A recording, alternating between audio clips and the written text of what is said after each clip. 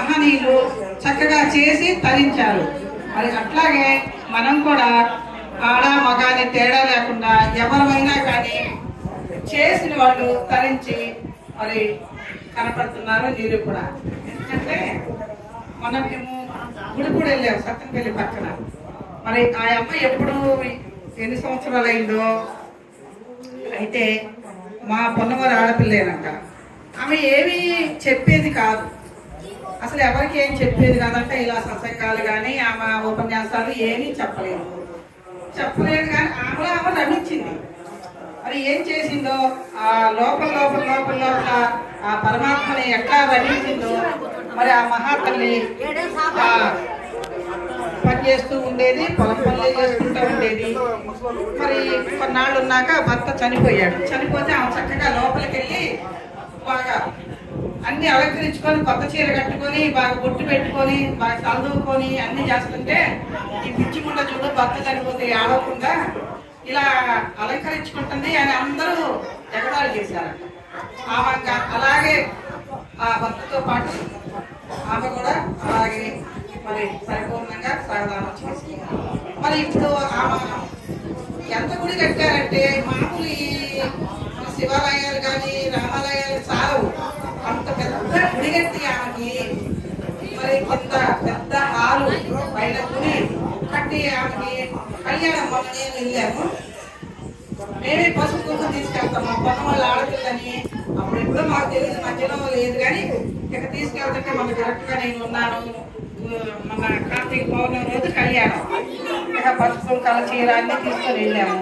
అసలు చూస్తుంటే ఎంత కన్నులు పడే. మరి ఆమె ఏం చేస్తే అంటే కొంతమంది అంటారు మేము చూసి వచ్చామా, ఎవరు చూసి వచ్చారమ్మా ఏదో మీరు చెప్తుంటారు వినాలని కొంతమంది ఎదురు ప్రశ్నలు వేస్తా ఉంటారు. చూస్తున్నాం మన కళ్ళ ముందే, మరి మన కళ్ళ ముందు చూసిందే కదా. మరి ఆ మహాతల్లి మరి మానవ మాత్రాలు దేవతగా మారింది కదా.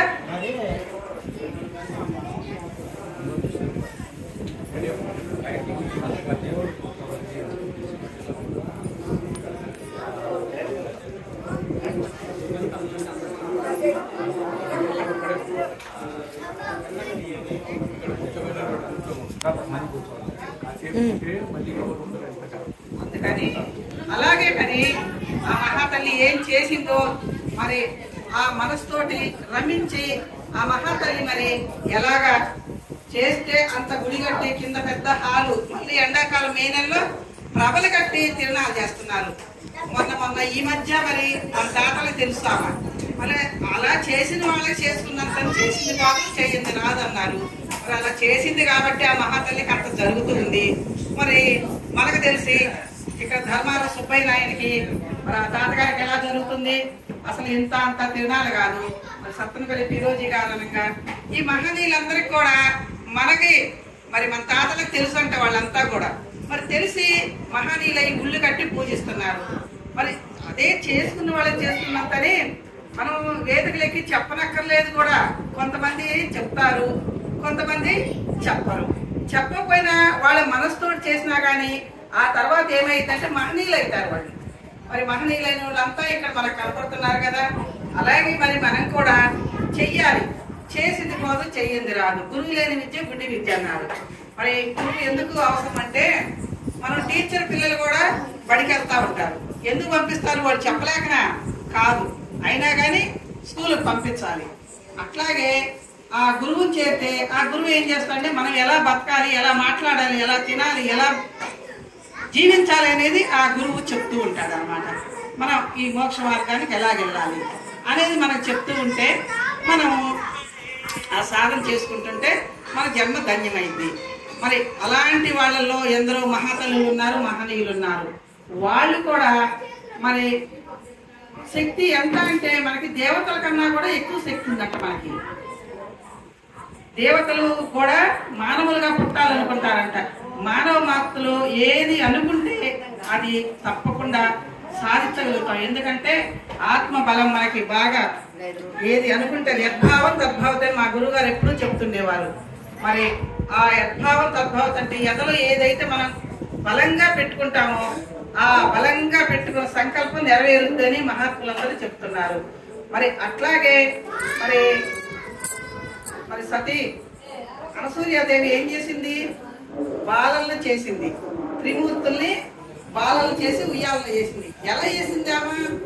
మరి ఆ సాధ్వి మహాతల్లి చేసింది కాబట్టి ఎంతో మరి ఎంతమందికో ఆమె ఉపదేశాలు ఇచ్చి ఒక గురువుగా ఉండి మరి సతీ సుమతిని కూడా మరి ఆమె ఒక శిష్యురాలుగా చేసుకొని ఆ మహాతల్లి చరిత్ర కూడా చాలా ఉంది. మరి ఈమె ఎలా చేసింది అంటే ఆమె చరిత్ర కొంచెం చెప్పుకుంది. అందరికి తెలిసిందే, కాదు చెప్పుకోవాల్సిందే, తినాల్సిందే, రోజు తినే అన్నం తినాల్సిందే.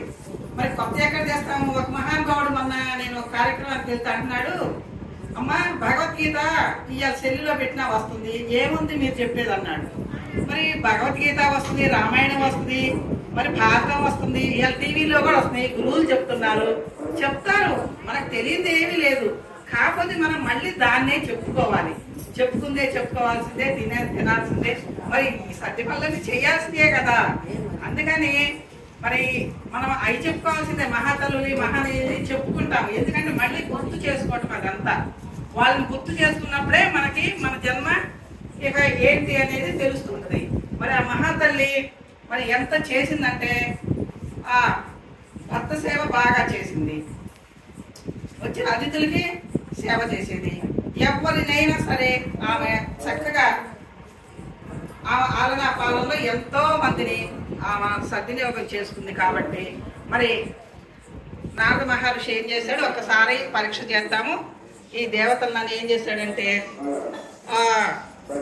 మహర్షి వచ్చి నా కడుపులో నొప్పిగా ఉంది అని ఏం చేస్తాడు, పార్వతీదేవి దగ్గరికి వెళ్తాడు. అమ్మా నాకు కొంచెం కడుపులో నొప్పిగా ఉంది, మరి నాకు సద్బాధ మరి తీరవాలి అంటే దాందేముందయ్యా కూర్చోమంటది.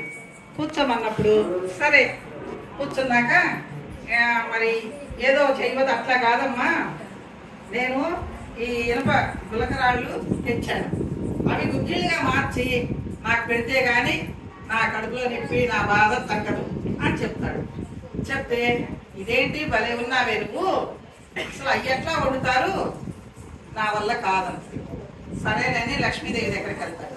సరే ఆయన వచ్చి కూర్చొని సరే తగు మర్యాదలు చేశాక ఏంటంటే అమ్మ నా కడుపులో నొప్పిగా ఉంది, నా బాధ తీరవాలి నువ్వు అంటాడు.